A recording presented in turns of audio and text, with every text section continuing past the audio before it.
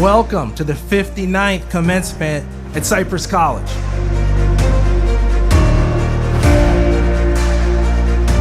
What you see here is the embodiment of our motto that we take this journey together. Commencement represents the culmination, the completion of a journey, the perseverance in academic success.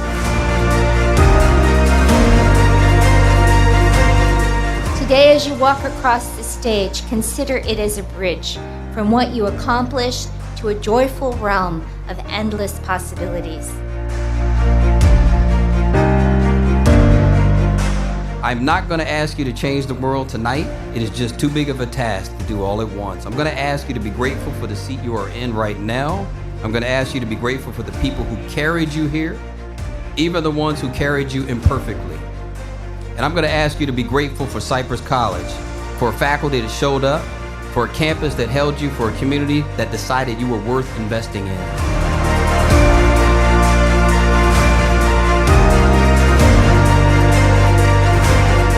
Congratulations, class 2026.